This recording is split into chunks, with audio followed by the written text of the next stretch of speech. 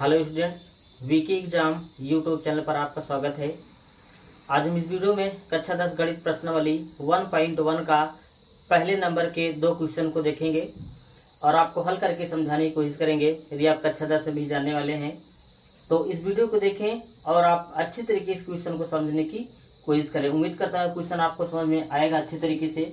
और फ्रेंड्स, यह जो क्वेश्चन है नए पैटर्न पर आधारित है, क्योंकि पहले के जो आप देख रहे हैं वीडियो डाला हो यूट्यूब पे उसमें पुराने क्वेश्चन थे, लेकिन आपने देखा अभी 1 साल पहले से ही क्या हुआ कि पैटर्न में बदलाव हुआ। कुछ क्वेश्चन को जोड़ा गया और कुछ क्वेश्चन को हटाया गया है, तो उसको ध्यान में रखकर हमें बताएंगे और नए पैटर्न पर आधारित होगा और आपके लिए बहुत ही फायदेमंद होगा। आइए चलिए इसको हम हल करते हैं, आप समझाने की कोशिश करते। तो स्टूडेंट, जैसा कि आप देख रहे हैं क्वेश्चन यहाँ पे लिखा गया, हम पढ़ रहे हैं बुक से। निम्नलिखित संख्याओं को अभाज्य गुणनखंडों के गुणनफल के रूप में व्यक्त कीजिए। ठीक, आप देख रहे लिखा गया, इसी को आपको हल करना है। बहुत ही आसान है। पहला प्रश्न है 1.1 प्रश्नावली। हम यहाँ पे क्वेश्चन नोट कर रहे हैं और आपको समझाने की कोशिश करेंगे। एक पहले में कुल मिलाकर के आप देख रहे हैं कि इसमें 5 क्वेश्चन है, लेकिन हम सबको नहीं बताएंगे। एक वीडियो में 2 ही क्वेश्चन बताएंगे ताकि छोटा वीडियो हो और आपको समझ में भी आ जाए। पहला क्वेश्चन कितना है?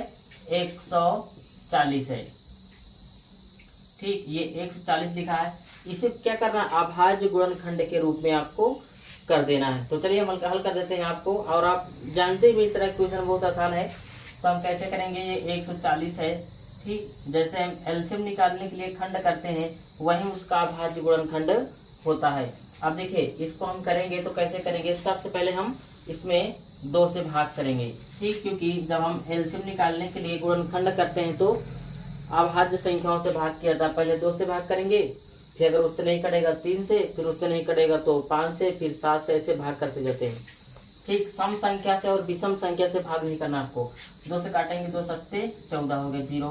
फिर यहाँ 2 से काटेंगे तो 2 तिहाई 6, 1 बचा, 2 पंचे 10। ठीक, 35 आ गया। आप देखिए 2 के बाद किसका नंबर आता है? 3 का।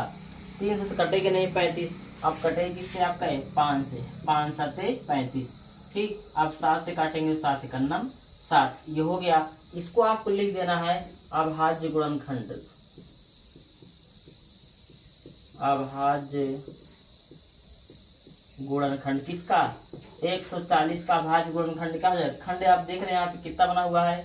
2 गुणे 2 गुणे 5 गुणे 7, ये इतना बना हुआ उसका खंड। अब इसको थोड़ा आप ऐसे भी लिख सकते हैं। देखिए 2 बार आया हुआ है, तो आप गुणे में है, आघात समान होता तो घातें आपस में जुड़ जाती है, आपको पता होगा अच्छे तरीके से। तो यहाँ एक घात, यहाँ एक घात, तो 2 की घातें 2 गुणे यहाँ पे 5 है और गुणे क्या है? 7 है। तो इस तरीके से इसका पहला क्वेश्चन यहाँ पे हल हो गया। उम्मीद करता हूँ आपको समझ आ गया होगा।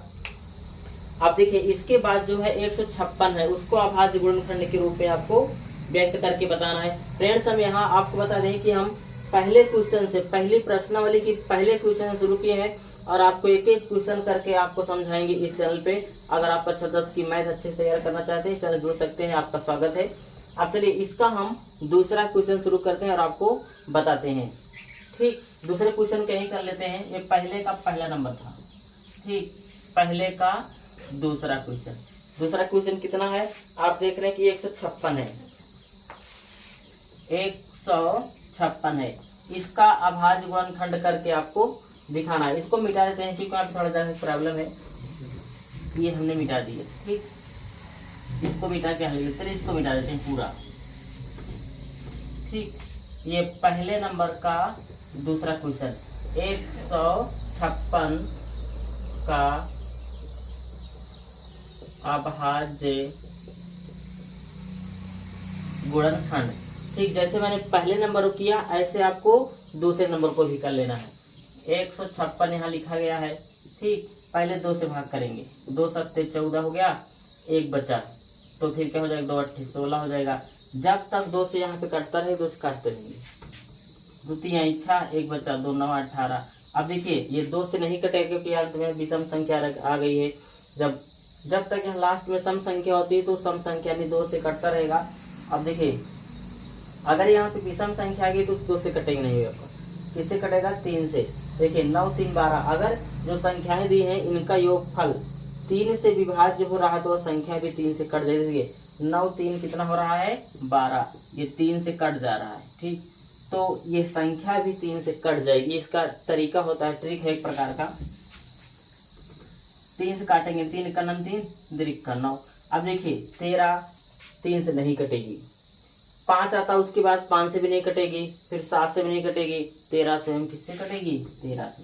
तो 13 एक 13, इसका अभाज्य गुणनखंड कितना हो जाएगा 156 का लिखेंगे तो 2 गुणे 2 गुणे 3 गुणे 13, 2 गुणे 2 गुणे 3 गुणे 13। अब देखिए 2 यहाँ पे 2 बार आया हुआ है, जिसको लिख देंगे 2 की घात 2 गुणे 3 गुणे 13। तो बहुत आसान सा क्वेश्चन है। इस वीडियो में सिर्फ इतना ही बताएंगे आपको, ताकि छोटा वीडियो हो, लंबा ना हो, आपको अच्छे से समझ में आ जाए। अगले वीडियो में फ्रेंड्स इसी का तीसरा, चौथा और पांचवा तीनों क्वेश्चन बता देंगे आपको। तो इस वीडियो में इतना ही। आपको यह कैसा लगा, क्या आपको अच्छे समझ में आया कि नहीं है फ्रेंड्स, कमेंट करके बताएं। आप कक्षा 10 के विद्यार्थी हैं तो हम फिर मिलेंगे आपको अगले वीडियो में इसका पहले नंबर का तीसरा, चौथा, पांचवें क्वेश्चन के साथ। तब तक के लिए जय हिंद।